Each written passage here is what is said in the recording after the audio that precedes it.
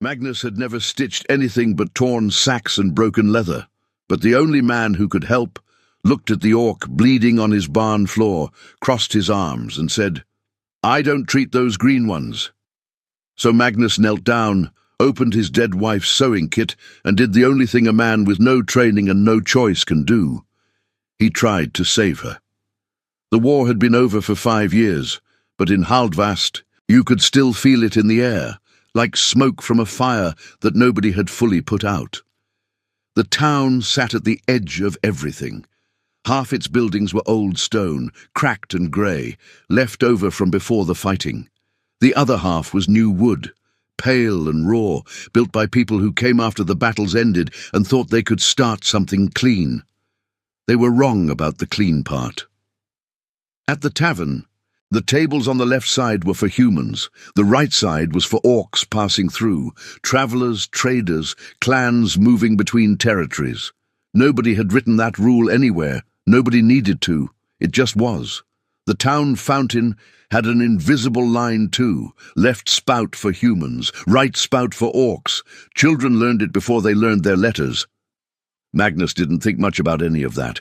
He was a farmer. He had 40 acres of cold soil, a barn that needed a new roof, 2 horses that were getting old, and a list of things to fix that grew faster than he could shorten it. He wasn't a politician. He wasn't a peacemaker. He just wanted things to work. What he didn't say to anyone, what he barely said to himself, was that the farm had gotten very quiet since Lena died. Not peaceful quiet. The other kind. The kind that sits in the corners of rooms and follows you from the house to the barn and back again without ever making a sound. He had learned to fill it with work. There was always work. And when there wasn't, he invented some. That morning he woke before dawn, the way he always did. The winter sky outside was still dark. He pulled on his boots, wrapped himself in his coat, and walked out to check on the horses. The barn door was already cracked open, just slightly, enough to notice. Magnus stopped. He always latched that door at night, always. He pushed it open slowly, holding the lantern out. The horses were calm. The hay was piled where it should be. Then he saw her. She was on the ground near the far corner, half buried in hay as if she had tried to pull it over herself. An orc, young, her skin a deep, vivid green like river jade under lamplight. Her hair was dark and loose, matted against her face. Her clothes were torn, leather and hide, and along her left side, soaking through the fabric and into the hay beneath her, was blood. A lot of it. She wasn't moving. Magnus stood there. Not 3 seconds, longer than that, long enough for his mind to move through several things at once. The barn was his. The farm was his. The road outside was empty and dark, and nobody had seen him come in here. He could go back to the house. He could tell himself he hadn't seen anything clearly in the dark. He could wait until morning, and then decide. He stood there and let himself think all of that, and then he set the lantern down and knelt beside her. She was breathing, shallow, uneven, but breathing. The cut along her side was deep, a knife, long and deliberate. Someone had done this to her, and she had walked away from it anyway.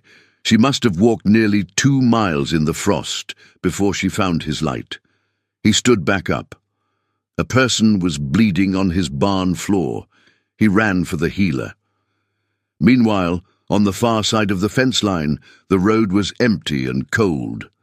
The trail of blood Krekker had left in the frost, small dark drops from the tree line to the barn door, was already beginning to freeze. She had walked nearly 2 miles with that wound. She had not made a sound the entire way, because making sounds when you were alone and hurt was something she had stopped doing a long time ago. There was no point. Nobody came. The healer's name was Jasper. Stonehouse, dried herbs in every window, a competent man. Magnus had always thought so. Magnus hammered on the door. Once, twice. A light appeared. The door opened. Jasper stood there in his nightclothes holding a candle, squinting. "Someone's hurt," Magnus said. "Bad cut. She's in my barn." Jasper grabbed his bag without a word. They moved fast through the dark streets, boots loud on the frost-hardened ground. Magnus pushed the barn door open and stepped aside. Jasper walked in, held his candle up, looked, and then he stopped. He stood there long enough that Magnus noticed. Then the healer slowly lowered the candle and turned around. "I wasn't trained for orc anatomy," Jasper said. His voice was flat, careful. Magnus stared at him. "What?" "The physiology is different. I could do more harm than good." He paused. "I can send word to Iron Vale. There's a physician there who has experience with—" "How long would that take?" Jasper didn't answer. "Jasper, how long?" 2 days, maybe 3 in winter." The barn was silent except for the slow, wet sound of Krekkar's breathing. Magnus looked at her on the ground, then back at Jasper. "She has 2 days?" The healer said nothing. He picked up his bag and walked out. The barn door swung gently behind him. Magnus stood alone. He looked at the door, then at Krekkar, then at the lantern between them, throwing its small orange circle of light onto the hay and the blood and nothing else. Across town, Jasper walked home without hurrying. He hung his bag on its hook. He sat at his table. He poured a cup of water and drank it slowly and told himself it was a matter of competence, that he couldn't risk making things worse. It was a reasonable position. He had several reasonable positions, and they all fit together very neatly. He didn't sleep well, but he didn't go back. Back in the barn, Magnus was already moving. He went to the house. He opened the chest at the foot of the bed, the one he hadn't opened in 2 years, Lena's sewing kit, small wooden box, brass clasp. He held it for just a moment, the wood smooth and familiar against his palm, and then he tucked it under his arm and grabbed the grain liquor from the shelf and the cleanest cloth he could find. He came back. He knelt beside Krekkar. She was semi-conscious now, her eyes half open, watching him. He must have looked exactly like what he was, a farmer kneeling in the dark with a sewing box and a bottle, 2 years of quiet following him in from the house. "I don't know what I'm doing," he said quietly, "but I'm going to try." She closed her eyes. He opened the bottle. He began. The liquor hit the wound, and Krekkar's whole body went rigid. A sound came from her throat, low, controlled, forced back down before it could become a cry. Her jaw tightened. Her hands pressed flat against the hay. Magnus's hands were shaking. He had stitched animals before. Dogs with fence wounds, a horse with a bad cut from a broken board. But this was a person watching him with half-open eyes, and he could feel the difference in every nerve in his fingers. He threaded the needle, fumbled once, started again. Slowly, carefully, he pushed it through the edge of the wound. Krekkar's breath went sharp. He stopped. "Should I?" Her hand moved. It found his. Her fingers wrapped around his wrist, not grabbing, not stopping him, just holding, steadying. His hand stopped shaking. He kept going. It took a long time. The stitches were uneven, some too far apart, some too close. Not the clean work of a trained hand, but they held. The bleeding slowed, then stopped. He tied the last knot and sat back on his heels. Krekkar's chest rose and fell in a slow, even rhythm. Whatever had been too tight in her had released just slightly. Magnus stood up. His knees hurt. His back hurt. He looked at his hands, red, stained, trembling again now that the work was done. He looked at the wooden box on the ground beside him, Lena's needles, Lena's thread. Used now for something she would never have imagined, and somehow that felt exactly right and unbearable at the same time. He walked outside, shut the barn door, and stood in the cold dark of the yard. Then he bent over and was sick in the frost. He stayed out there a while, hands on his knees, breathing cold air. The sky was turning grey at the edges. Dawn coming. A rooster somewhere in the distance. Inside the barn, Krekkar opened her eyes fully for the first time. She stared at the ceiling, rough wood, old beams, hay dust drifting in the lamplight. She was alive. She didn't understand it yet.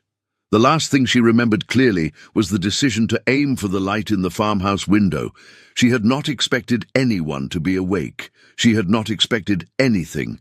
Expecting things from strangers had stopped being something she did. She looked at the stitching in her side. Crooked, rough, holding. She looked at the barn door. It was closed. She could hear him outside, just barely. His breathing, the sound of a man collecting himself in the cold. She looked away from the door. She did not try to get up. Outside, Magnus straightened up, wiped his face with his sleeve, and went to start a fire. He didn't ask her anything that first day. He brought food in the morning, bread and salted meat, a cup of water, set it near her and left without a word. She didn't touch it while he was there. She waited until his footsteps crossed the yard and the house door closed. Then she ate. That first day she mostly slept. When she was awake she listened to the horses shifting in their stalls, to the wind against the barn walls, to the distant sounds of Magnus moving around the property. She mapped him by sound, the way she had learned to map every place she had been kept, where the exits were, how long between visits, whether footsteps came fast or slow. His came slow, unhurried. The same time each morning, the same time each evening. No variation, no surprises. She didn't know yet if that was good. The second day he changed the bandage for the first time. He came in with clean cloth and knelt beside her without ceremony. She watched his hands. They were steady now. The trembling from the first night was gone. He worked carefully, not quickly, and he didn't look at her face while he did it. When he was done, he gathered the old cloth and left. She looked at the ceiling for a long time after he went. On the morning of the third day, Magnus came in earlier than usual. He set the food down. He was turning to leave when he stopped. He stood with his back to her for a moment, long enough that she noticed, and then said, without turning around, "There's a bucket of clean water by the door if you need it." He left. Krekker looked at the bucket, then at the door. She waited a long time, long enough to be certain he wasn't coming back. Then she pulled herself upright, one hand pressed to her side, and used the water to clean her face and hands, and the dried blood still caked along her forearm. When she was done, she sat back against the barn wall and looked at what she had just done. She had used something he left for her. That was not nothing. That was a small door, and she didn't know yet if she was going to walk through it, but she hadn't walked away from it either. That evening the wound looked better than it had any right to. No fever. Magnus changed the bandage again and was packing up the cloth when Krekker's voice came from the hay. "Why are you doing this?" Low, slightly rough from disuse. She was staring at the wall, not at him. Magnus thought about it. A real second of actual thinking. "Because you were in my barn," he said, "and I wasn't going to let you die in it." She didn't respond. He picked up the lantern and left. Outside, the night was cold and clear. Stars above Haldvast. He could see the lights from the tavern far down the road. He thought about Jasper in his stone house and felt something bitter move through him that he didn't let become anger. He stood in the yard for longer than he needed to, in the quiet before going inside. By the 5th day, word had gotten out. It started with Breck, a neighbour half a mile east, who checked on people's business the way some check on their crops, constantly and with detailed notes. He had come by about a shared fence line, walked to the barn to find Magnus, and found more than he expected. By noon, he had told his wife. By supper, the baker knew. By morning, Haldvast knew. Magnus found out when he went to the market. He was at Court's counter, the tavern keeper, heavy-set, a man Magnus had known for 11 years, asking to put bread on his tab until end of month. Something he had done a dozen times before without a second thought. Court looked at him, not angry, not even cold, just closed. The way a shutter closes, quick and final. "Can't do that anymore." No reason, no explanation. Magnus stood at the counter for a moment. He was aware of 2 other men nearby who had gone very quiet. He was aware of Court not quite meeting his eyes, looking just past his left ear, at nothing. 11 years. And now a man who couldn't look at him directly.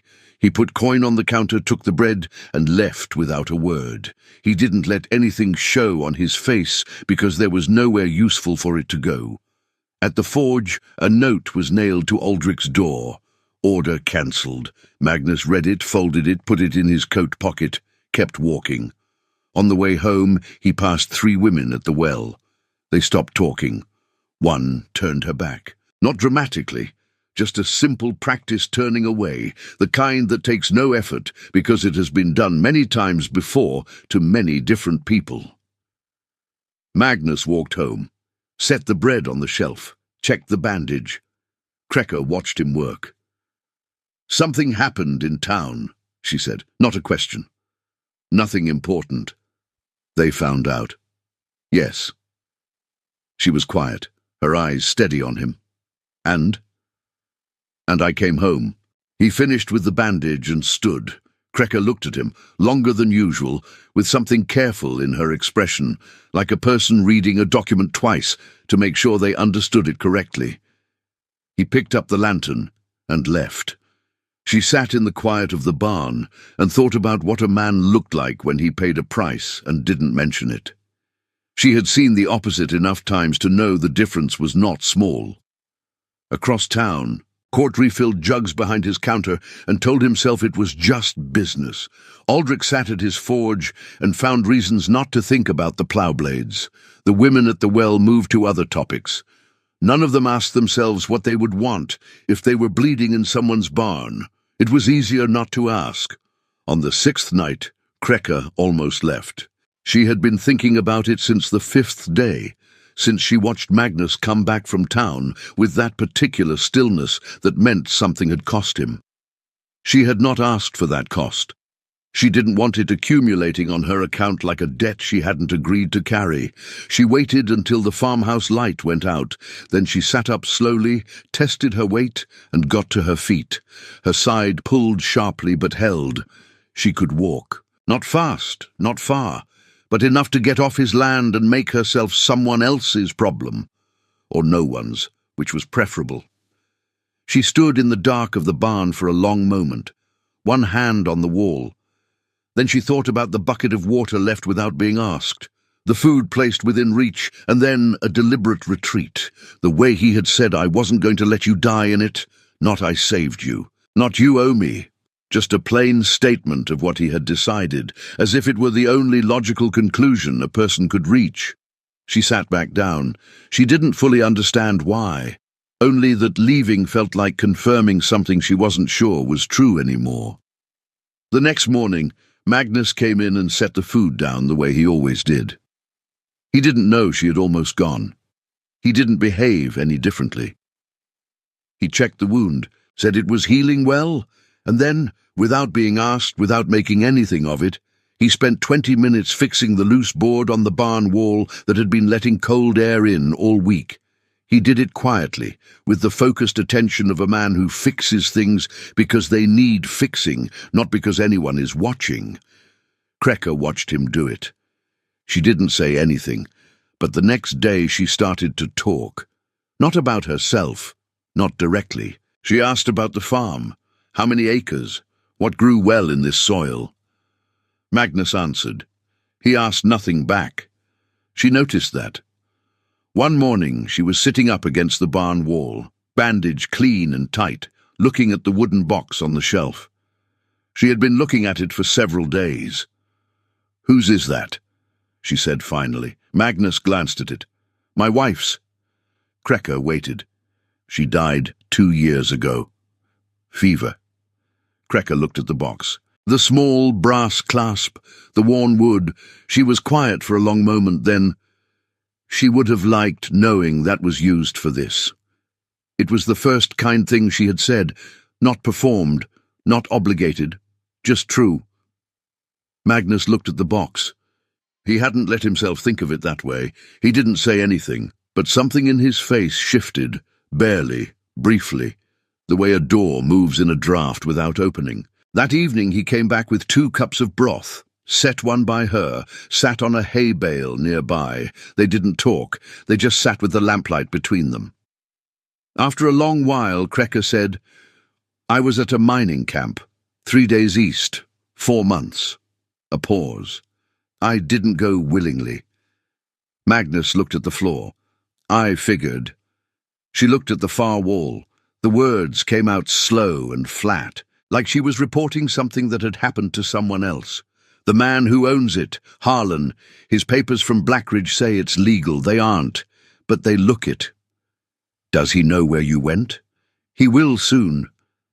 The barn felt smaller, the shadows in the corners darker. Magnus stared at the lamplight and said nothing, but his jaw tightened.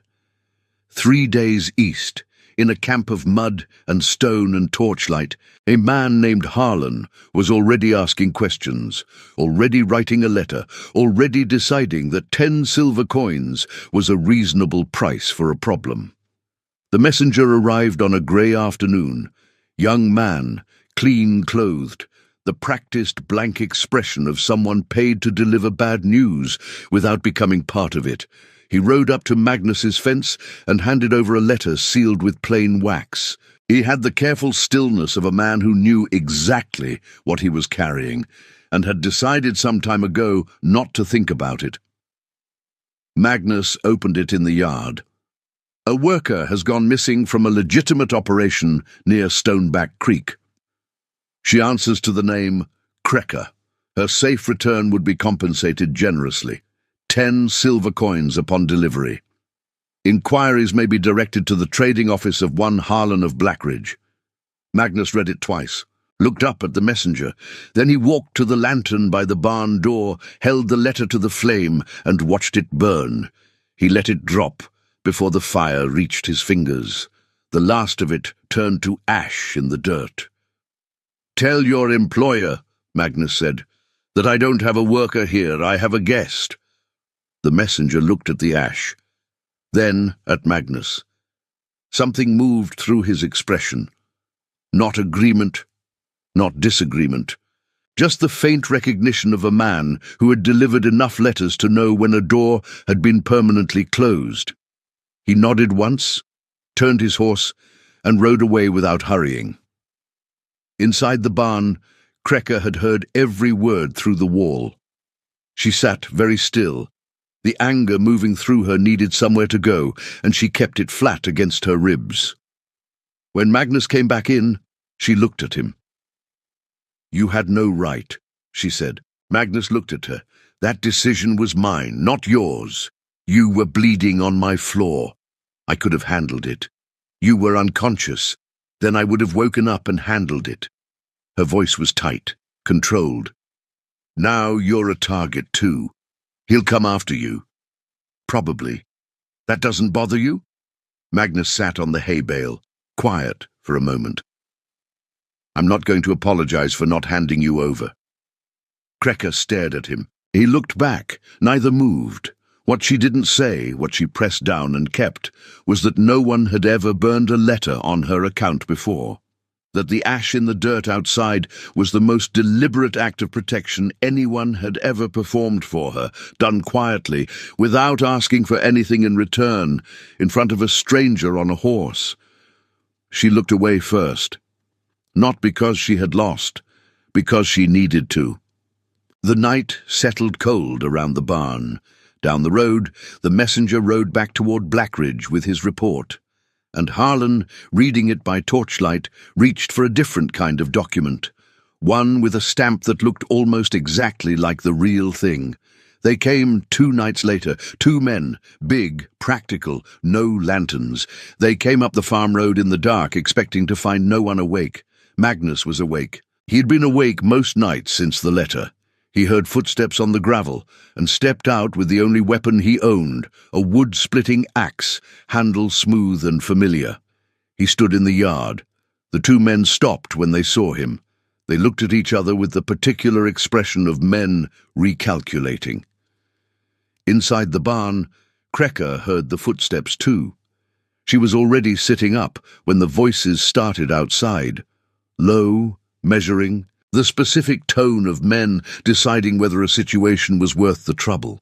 She recognized it. She had heard it before, from the other side of a locked door. She reached down and picked up the iron chain from beside her sleeping spot. Old, heavy, links the size of a fist. She had moved it there on the night she had almost left, not planning anything specific, just keeping something solid within reach. Old habit. The kind that kept you alive in a mining camp for 4 months. She stood, her side pulled. She breathed through it and kept standing. She pushed the barn door open and walked out. She moved slowly. Her side still ached, but she walked steady. The chain hung loose at her side, not raised, not threatening, just present. The moonlight caught her skin, and the cold air moved around her, and she said nothing at all. She just looked at them. The 2 men looked at her, then at each other. Then they turned around and walked back down the road without a word. Magnus stood in the yard for a long time after they disappeared, the axe still in his hand, his heart loud. He looked at Kreka. She turned back toward the barn, paused in the doorway without turning around. They'll come back with more. Or with papers. I know. She went inside. Magnus followed a moment later. She had set the chain on the ground beside her spot. As he watched, she lifted it, coiled it slowly and tucked it under her arm. If we travel, she said, not looking at him, this comes. Agreed. Magnus set the axe against the wall. He looked at her, at the chain, at the quiet decision in her face. 2 more days on that wound. Then we go. Kreka looked at him. The absence of argument, which, from her he was learning, was close enough to yes. The next 2 days were quiet, but not still. Magnus loaded the wagon in stages, a few things at a time, nothing dramatic. On the second morning, Kreka came to the barn doorway and watched him work from there. She didn't come out, but she watched, and when he glanced up, she didn't look away. They were 2 people who had silently agreed on something and were each separately making sure the other one was still in it. By the second evening, the wagon was ready, and somewhere east of Haldvast, Harlan was signing a document with a stamp on it that looked almost exactly like the real thing. They left in the dark.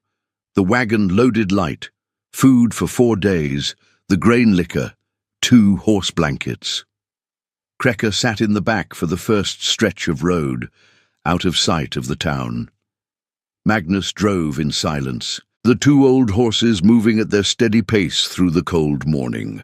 Before they left, without Magnus seeing, Kreka had lifted the iron chain from the wagon bed and coiled it beneath her travel cloak, close against her body. She didn't explain it. She didn't need to. She had made the decision quietly the night before, the way she made most decisions, alone and without ceremony. By midday, the town was long behind them.